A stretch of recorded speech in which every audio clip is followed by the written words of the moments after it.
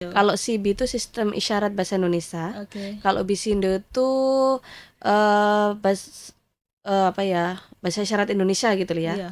Kalau SIBI itu sudah lama diciptakan sama orang-orang dengar, terus sudah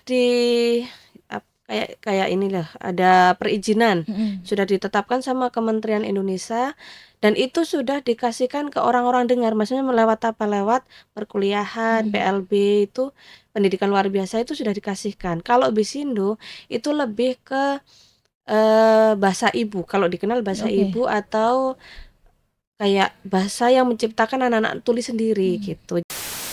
Kalau ketentuannya hitam itu memang sudah dari awal hitam karena biar waktu penggunaan bahasa isyarat pergerakan tangan itu bisa kelihatan karena saya jelas. pernah coba. Waktu itu saya pakai hitam, saya coba pakai handscreen hitam. Iya. Saya evaluasi lagi di kamera, nggak kelihatan. Jadinya pakainya hitam dengan tangan, nggak pakai handscreen atau pakai handscreen warna putih itu malah lebih kelihatan. Kelihatannya Kak. Iya. Tribuners, jangan lupa saksikan saya di 6 kanal YouTube Tribun Jatim Network.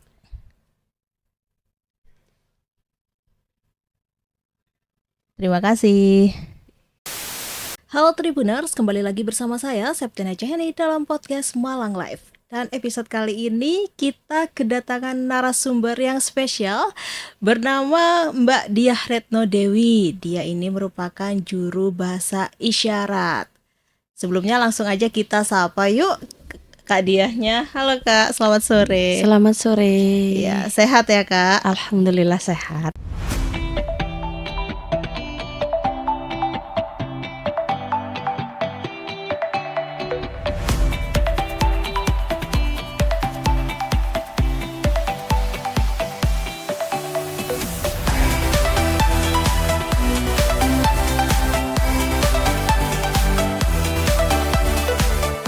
Ya, mungkin bisa disapa dulu Kak Tribuners yang ada di rumah.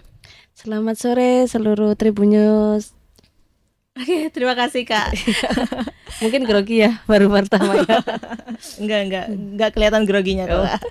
Karena Kak Diah ini sudah terbiasa ya Kak ya, tampil di publik dengan juru bahasa isyaratnya. Sudah sering. Memang awal-awal harus berhadapan dengan kamera itu agak grogi juga ya, karena belum pernah lihat kamera sebanyak itu. Terus lama-lama sudah terbiasa, ada kamera langsung gerak deh tangannya ya. Langsung gerak tangannya ya Kak ya. Iya. Tapi kesibukan Kak Diah ini apa sih saat ini? Mengajar di SLB juga sebagai guru yang memegang khususnya anak tunarungu gitu. Selain itu juga membantu di Polres sebagai juru bahasa isyarat gitu. Menjadi guru SLB. Ya. Itu di SLB PGRI Sumber Pucung. Iya. Dan juga bagian juru bahasa isyarat di press release Polres Malang ya Kak ya. Iya. Tapi kalau ngomong-ngomong ini latar belakang pendidikan Kak Diah ini apa sih? Kalau latar pendidikannya sebenarnya bukan dari pendidikan ya. Kalau kerjanya bukan dari pendidikan. Bukan. Kalau lihat saya jadi ngajar, bukan pendidikan, tapi lebih ke kesehatan. Kesehatan? Iya. Bentar. Kok bisa dari kesehatan jadi guru SLB itu gimana ceritanya sih Kak? Waktu itu setelah lulus kuliah, itu kan kalau di kesehatan pasti harus beramai-ramai mencari pekerjaan di rumah sakit gitu kan. Dan waktu itu profesi saya waktu itu di kebidanan gitu kan. Sedangkan lowongan pekerjaan di kebidanan itu sedikit sekali. Akhirnya di SLB itu ada lowongan gitu. Saya cobalah sebagai batu loncatan, siapa tahu nanti daripada dianggap masyarakat wah nganggur habis kuliah ya. Nggak enak juga, saya masuklah gitu. Kalau nanti ada lowongan baru masuk lagi ke rumah sakit. Ternyata betah sampai sekarang karena belum dipanggil-panggil juga di rumah sakit. Panggilan kerjanya? Iya. Oh, berarti berawal dari nunggu panggilan dari rumah sakit, terus iseng-iseng jadi guru SLB, ketagihan ya Kak ya? Ketagihan. Sampai sekarang ya Kak ya? Sekarang. Tapi ini kebidanannya S1 atau Masih profesi? masih di Oh, 3, masih tapi, 3. sekarang melanjutkan ke S1 keperawatan. Loh, sebentar, S1 keperawatan dari Iya. kebidanan guru ke keperawatan. Iya. Kenapa Kak bisa loncat ke keperawatan? Kenapa nggak nerusin profesi kebidanannya? Saya pengen alih jenjang sih ya sebenarnya. Waktu itu sempat mikir mau ke S1 kebidanan, tapi, saya konsultasi juga sama bidan saya, sama ini, katanya ambil keperawatan aja nggak apa-apa, nanti ambil S1 karena lowongan pekerjaannya lebih Lebih banyak luas ya, Kak, gitu. ya. Iya, makanya ya wis saya ambil S1 keperawatan, ambil nurse-nya, dan alhamdulillah sekarang mulai proses skripsi lah gitu. Skripsi Iya. S1 keperawatan itu. Iya. Berarti nanti kalau misalkan nerusin ke nurse, berarti kakaknya kan jadi perawat ya Kak ya. Apakah SLB ini menjadi guru di SLB akan ditinggalkan atau lebih fokus ke perawatnya? Bisa jadi malah enggak meninggalkan SLB. Oh, tetap. Untuk sebenarnya basic yang keperawatan Iya. itu rencananya memang saya ambil untuk mendasari, kan saya pernah kuliah di estetik kecantikan juga, Oke. kayak pelatihan gitulah. Itu untuk mendasari di estetiknya sebagai dasar saya untuk membuka usaha di estetiknya gitu. Oh, berarti modal untuk membangun estetik kayak Iya. kecantikan gitu ya Kak ya. Iya gitu. Oke. Kalau di SLB sebenarnya saya dulu pernah punya pikiran untuk meninggalkan SLB karena sesuai dengan sertifikat atau ijazah saya yang harus ke rumah sakit atau kesehatan, saya pingin meninggalkan SLB. Tapi setelah melihat anak-anak, kok nggak tega ya Nggak hati tega, ini iya. ya, jadinya ya udah bertahan gitu. Kalau orang bilang ikhlas bakti bina bangsa lah ke Iya. anak-anak ya gitu. Siapa tahu bukan ngejar honornya, karena kalau guru pasti tahulah honornya Iya. seberapa. Yang saya kejar cuma nantilah biasa buat ini sangu atau nanti untuk akhirat aja. Iya. Karena guru juga pahlawan tanpa tanda jasa. Iya. Ya berarti bisa aja Kak, nanti kan paginya jadi guru, terus sorenya atau malamnya buka di klinik estetik itu. Ya, pinginnya juga begitu. Berarti kerja sampingan lah ya. Ya. Yang utama berarti SLB-nya. Ya, betul. Iya. Tapi kalau misalkan kerja menjadi guru SLB ini sudah berapa tahun Kak? Dimulai tahun berapa? Kalau awal dulu sebelum kuliah itu sebenarnya dulu pernah ambil ambil di 1 keperawatan saya kan. Oh, dulu itu. Dulu tahun 2005. Iya. Setelah itu ambil di 1 kan cuma 1 tahun. Iya. Itu ambil keperawatan, setelah itu ada lowongan di SLB ini juga. Saya masuk, setelah masuk tahun 2007 saya resign, saya masuk diminta bidan saya untuk kerja di Polindes gitu. Ya. Setelah itu tahun 2008 saya diminta untuk kuliah. Akhirnya sampai tahun 2012 saya menunggu panggilan kerja nggak dapat, akhirnya saya masuk di SLB lagi. Masuk di SLB lagi. Berarti sudah nyaman di SLB ya Mbak Diah ini? Kalau awalnya memang kebutuhan ya, maksudnya biar tidak dianggap pengangguran gitu. Tapi kalau sekarang rasanya SLB kayak jadi keluarga kedua lah. Keluarga kedua. Apalagi dengan muridnya, wali muridnya juga yang kompak, yang bisa ngerti gitu, itu yang bisa membuat saya tetap betah di situ. Berarti kekeluargaannya Kak ya di sana itu sangat erat. Tapi respon keluarga gimana Kak sewaktu Kak Diah ini memutuskan untuk menjadi guru SLB gitu? Gak sayang ijazah kebidanannya seperti itu? Banyak dulu yang bilang gitu, maksudnya dari keluarga juga, apalagi ibu juga. Kalau orang Jawa bilangnya gini, dikuliahin mahal-mahal, kamu cuma kerjanya jadi guru, kenapa dulu nggak ambil guru aja gitu. Kan kita nggak tahu kedepannya gimana kan. Tapi yang saya ambil bukan itunya sih, cuma kalau memang kebidanan itu bisa jadi soft skill saya punya pengalaman. Kalau di guru itu kan saya bisa membantu anak-anak juga. Siapa tahu nantinya akan jadi lebih baik lagi gitu, dan tidak dipandang sebelah mata oleh masyarakat. Tujuan saya sekarang di SLB tuh satu, anak-anak itu bisa diterima di masyarakat, itu aja. Bisa diterima di masyarakat anak-anak SLB itu berkebutuhan khusus ya Kak karena ya? banyak orang menganggap anak SLB itu idiot, anak SLB itu apa gitu, pandangannya jelek sekali. Saya sekarang dengan teman-teman guru lainnya ingin membuktikan bahwa anak SLB itu lebih bisa gitu loh maksudnya. Iya, dan juga ada yang anak berkebutuhan khusus itu bekerja ya Kak ya? Iya. Seperti itu. sudah banyak bekerja sekarang murid-murid saya, meskipun belum semuanya keterima di perkantoran lah ya maksudnya gitu. Iya. Yang penting mereka sudah bekerja, sudah mampu untuk menghidupi dirinya sendiri gitu. Ah, luar biasa Kak Retno ini ya. Multi talent ya Kak ya kalau saya bilang. Alhamdulillah ya. Alhamdulillah. Jadi sombong sedikit kayaknya ya. Ya Kak, ini kan dari kebidanan, Iya. terus ke guru SLB, ilmunya tuh kan sangat jauh sekali dan berbeda ya Kak ya. Terus Iya. itu belajar bahasa isyaratnya dari mana sih Kak? Otodidak sebenarnya. Otodidak. Awal-awal dulu memang bingung sih, emangnya harus komunikasi lewat apa gitu kan. Untungnya waktu itu murid saya yang sudah besar itu bisa membaca tulisan kan. Oke, iya. Jadinya komunikasinya awal lewat tulisan. Setelah itu pelan-pelan saya belajar dari mereka. Oh, kakaknya belajar dari mereka. Iya, dari anak-anak tuli sendiri kan mereka nggak mau disebut tunarungu kan. Iya. Mereka pinginnya disebut tuli. Oh, tuli. Belajarnya dari anak-anak tuli sendiri gitu. Jadi kayak saya nulis ini apa, bahasa isyaratnya apa gitu. Mereka yang ngasih tahu. Lama-lama kebiasaan komunikasi kan ya, jadinya kayak sekarang sudah terbiasa lah gitu. Berarti secara otodidak dari anak-anak itu. Iya. Terus ini komunikasinya ada dua ya kayak ada BC sama Bisindo bukan? CB CB sama Bisindo. Bisindo. Kalau CB itu sistem isyarat bahasa Indonesia. Oke. Kalau Bisindo itu bahasa isyarat Indonesia gitu ya. Iya. Kalau CB itu sudah lama diciptakan sama orang-orang dengar. Terus sudah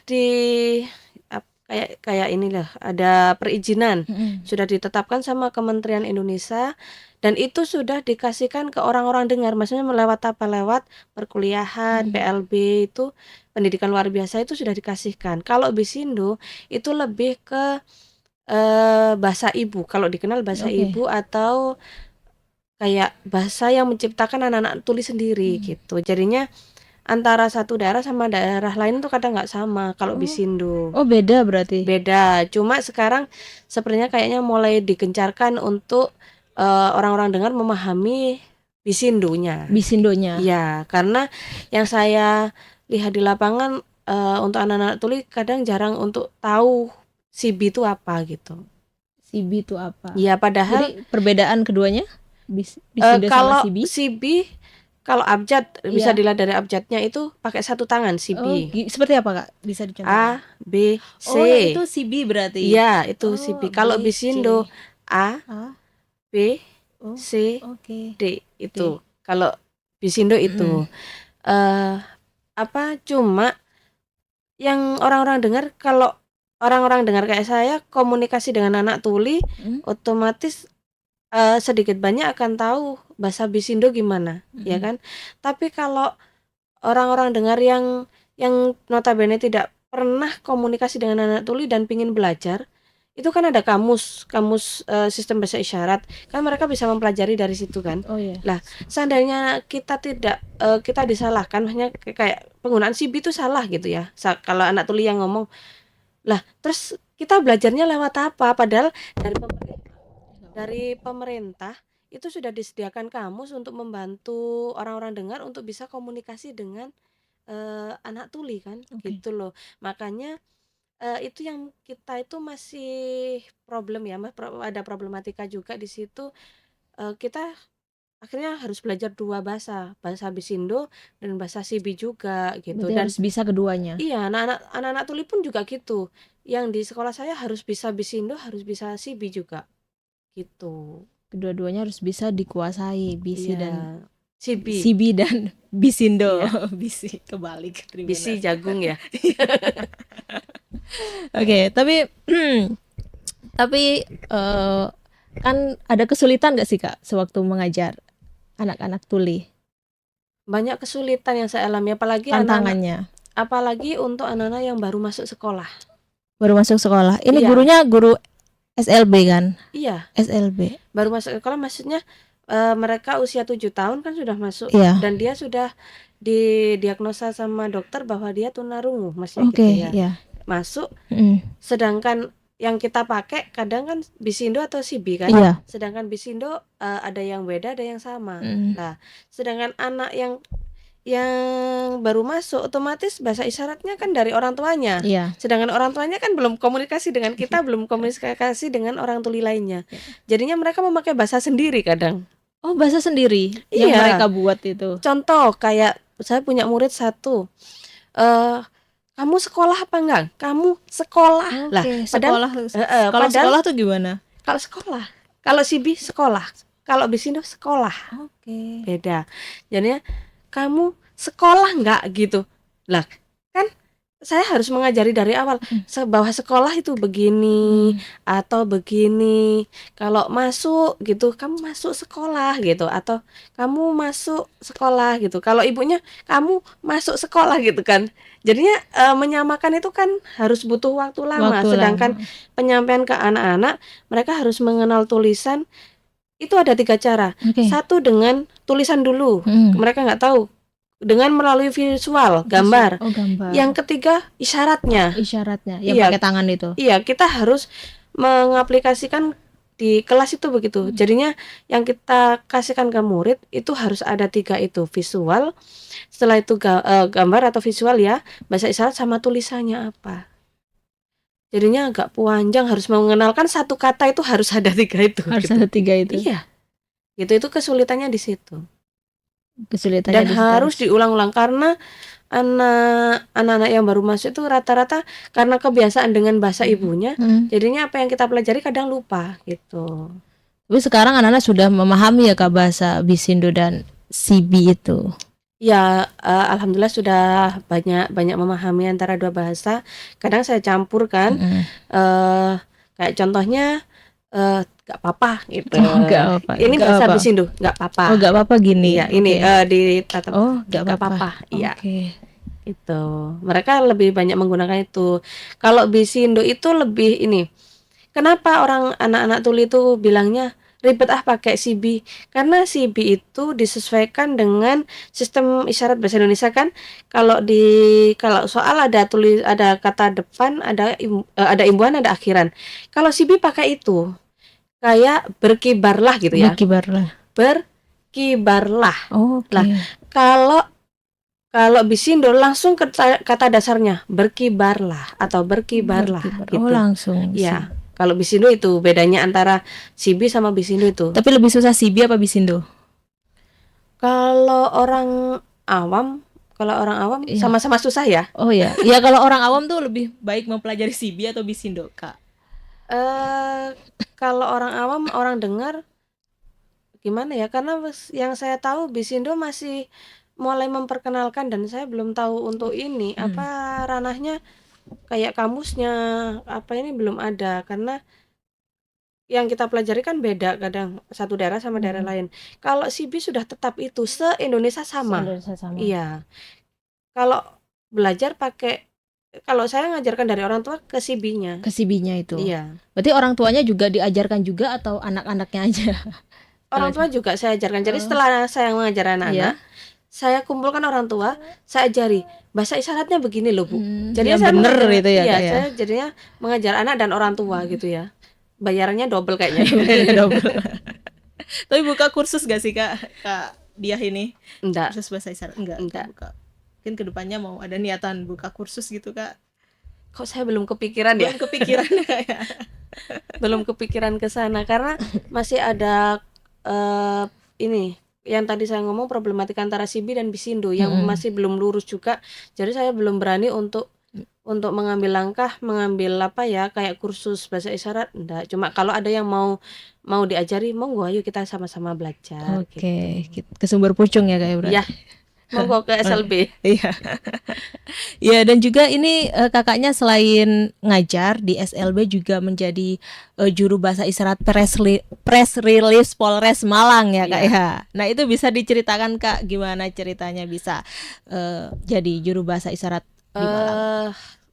Waktu itu saya kan ada kenalan dari Pak Polisi waktu itu, namanya Pak Sanda. Sekarang dinasnya di Polres Malang, orangnya di bagian lantas tapi yang untuk laka lantas. Lah, orangnya dekat sekali dengan kita, dekat sekali dengan anak-anak, orangnya yang merangkul anak-anak juga. Berarti dia pernah ke SLB? sering Oh, sering. sekali Pak waktu siapa dulu. namanya, Pak? Pak Sanda. Pak Sanda, oke. Ya, dulu waktu beliaunya bertugas di Polsek Sumber Pucung, Iya. hampir 1 minggu sekali atau 1 minggu 2 kali selalu ke SLB untuk memantau anak-anak. Terus dia kan Babin Karangkates, Babin Oh iya, Kantin iya. Karangkates, dia mencari anak-anak yang difabel yang tidak mau sekolah dan tidak ini, Oke. dibantu untuk disekolahkan gitu.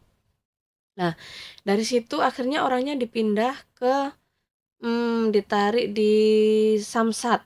Ke Samsat. Ya, di Samsat lah. Di situ ada kabar bahwa Bapak Kapolri Listio Iya. Sigit menerapkan presisi, pemberitaan harus ada juru bahasa isyarat. Juru bahasa Lah, isyarat. waktu itu Pak Sandanya merekomkan saya, Iya. menghubungi saya untuk menjadi juru bahasa isyarat Polres Malang. Tapi saya takut waktu karena basic pendidikan saya bukan di Luar pendidikan biasa. PLB ya, Iya. tapi di kesehatan. Saya takut banyak yang mencela Iya, saya oke. karena basicnya itu tadi. Tapi Pak Sanda mendorong, coba, nggak apa-apa karena Budia kan sudah terbiasa berkomunikasi dengan anak-anak, kan hampir sama bahasanya dengan anak. Ya udah, waktu itu saya mencoba menawarkan berbagai SLB dan berbagai guru PLB, tapi belum ada yang mau gitu Oke. kan. Akhirnya waktu itu mendesak sekali, saya dihubungi dari pihak Polres, waktu itu dari pihak Humas, dihubungi jam 1 siang, jam 2 harus rilis. Jam 2 harus rilis. Iya. Saya bingung. Ya udah, saya akhirnya telepon Pak Sanda lagi, "Pak gimana? Coba aja Budia, nggak apa-apa. Nanti kalau kesulitan bisa dievaluasi lagi." Oh Oke. gitu. Ya akhirnya saya coba ke sana. Di sana banyak bahasa yang belum pernah saya pakai kan. Berbeda ya. Berbeda sekali. Kalau di sekolah kan bahasanya cuma kamu sudah makan, kamu sudah tidur, selamat pagi gitu kan ya. Kalau di kriminal dirilis ada tersangka, ada korban, terus modus operandinya apa, pasal-pasalnya apa gitu. Dan itu belum pernah saya pelajari. Akhirnya waktu itu saya dikasih berita acara awal, Iya. dikasih berita acaranya, saya pelajari. Tapi saya nggak ngerti Oke. ini bahasa isyaratnya gimana ya. Akhirnya saya telepon orang rumah. Ini jujur ya, dia orang Iya, rumah. iya. Tolong lihatkan di kamus, kirim Oke. ke saya gitu. Dikirim fotonya. Oh iya. Dari situ Oke. dari situ oh gini akhirnya gimana Pak evaluasinya setelah rilis? Nggak kelihatan kok Bu, nggak kelihatan salah gitu. Oh ya sudah. Setelah itu waktu itu banyak kasus-kasus yang harus rilis, jadinya hampir 1 bulan full itu saya dipanggil hampir 8 kali rilis 8 kali di Polres. rilis. Iya. Dengan tapi selain saya belajar lewat kamus, saya juga belajar lewat media yang sudah menerapkan JBI di televisi itu, kayak contohnya pelaku isyaratnya bagaimana gitu, korban isyaratnya bagaimana gitu. Itu saya cerita singkatnya di waktu jadi JBI di Polres. JBI di Polres. Tapi lebih senang mana menjadi juru bahasa isyarat bagi anak-anak atau sewaktu menjadi press release di Polres Malang? Dua-duanya seneng sih kalau saya rasakan, karena saya bisa membantu banyak orang, saya bisa kenal banyak orang gitu. Saya juga bisa kenal dengan banyak media gitu. Akhirnya kan tambah teman, nambah relasi, wawasan, iya wawasan gitu. juga. Tapi tantangan tersendiri sewaktu menjadi juru bahasa isyarat press release itu apa sih Kak sekarang ini? Cuma di bahasa sebenarnya. Bahasa Tadi bilang, aja. iya saya bilang tadi antara Sibi dan Bisindo gitu kan. Saya harus menggunakan yang mana untuk menyampaikan. Sedangkan kalau di pembelajaran di perkuliahan kita kalau kondisi formal harus memakai Sibi gitu kan. Kalau Bisindo biasanya kan bahasa ibu dipakai percakapan sehari-hari, kayak bahasa Jawa lah gitu. Lah, saya harus pakai yang mana untuk menyampaikan ke media gitu. Itu yang bikin bingung saya sih. Tapi selama ini saya pakai CB juga pakai Bisindo yang sekiranya bisa saya sampaikan ke media, ke anak-anak itu bisa dimengerti gitu. Berarti yang untuk juru bahasa isyarat press release ini pakainya BC sama CB sama Bisindo. Iya. Oke, dua-duanya ini ya. Iya. Oke. Dan saya ini agak sedikit kepo ya Kak ya. Kenapa sih pakaian orang juru bahasa isyarat ini serba hitam? Kalau ketentuannya hitam itu memang sudah dari awal hitam karena biar waktu penggunaan bahasa isyarat, Ya. pergerakan tangan itu bisa kelihatan. Karena Kelihatan saya jelas. pernah coba Oke. waktu itu saya pakai hitam, saya coba pakai handscoon hitam, Iya. saya evaluasi lagi di kamera, nggak kelihatan. Jadinya pakainya hitam dengan tangan nggak pakai handscoon atau pakai handscoon warna putih itu malah lebih kelihatan. Kelihatannya Kak. Iya, gitu. Berarti supaya kelihatan dengan jelas ya Kak ya. Iya, sebenarnya itu tujuannya. Biar kan yang dibaca anak-anak bukan bibir kita, Iya, tapi tangan gerak kita. tangan. Jadinya saat bergerak, saat mengisyaratkan apa, mereka bisa lihat apa yang kita sampaikan gitu. Terus keterampilan yang harus dimiliki ketika ingin menjadi juru bahasa isyarat itu apa sih Kak? Yang penting bisa menguasai kosakata dan isyarat yang akan disampaikan. Oke. Gitu. Itu aja. Kosakata yang ingin disampaikan itu ya Kak. Iya. Ya tapi kalau misalkan untuk jadi juru bahasa isyarat harus punya sertifikat kompetensi gak sih Kak? Sebenarnya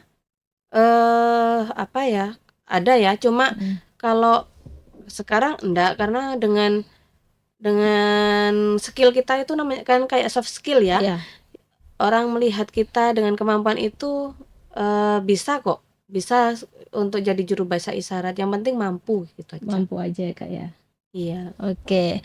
Tapi bisa, ini terakhir ya Kak ya, bisa praktekkan gak sih Kak sedikit bahasa isyarat? Terserah Kakak mau CB mau Bisindo kepada Tribuners yang di rumah. Terus saya praktekannya begini, Tribuners jangan lupa saksikan saya di 6 kanal YouTube Tribun Jatim Network gitu. Oh, gitu. Oke. Oke. Di sini Kak. Lewat sana Iya, ya. oke. Jenengan yang ngomong. Oh, saya ngomong. Ya, Iya. tapi pelan ya. Oh iya. Kalau Tribuners tuh gimana sih Kak? Tribuners itu pakai, kalau saya terbiasa dengan CB ya, jadinya pakai ini. Oke. Gitu. Oh iya gitu. Karena kan memang belum ada isyaratnya sendiri untuk Tribuners ya. Tribuners. Kalau Jawa Timur sudah ada. Jawa Timur. Oh, Jawa Timur gini. Jawa Timur ya. Jawa Barat? Malang kan gitu. Iya, Malang gitu. Jadinya kan ada sendiri. Iya. Kalau Tribuner kan belum. Jadinya PR-nya menciptakan ini jenengan. Apa isyaratnya Tribuners ya. Oke. Sudah siap Kak? Iya. Tribuners, jangan lupa saksikan saya di 6 kanal YouTube Tribun Jatim Network.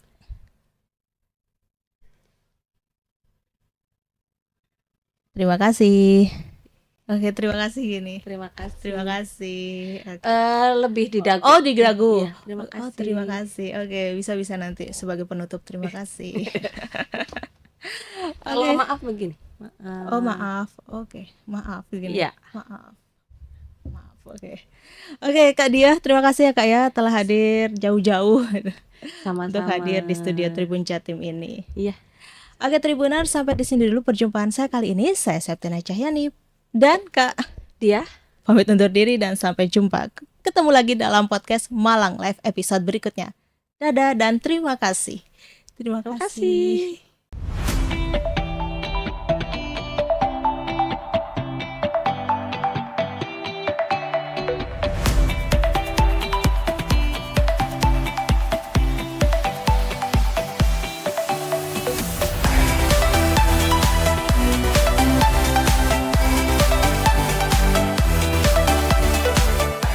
Download Tribun X sekarang, menghadirkan lokal menjadi Indonesia.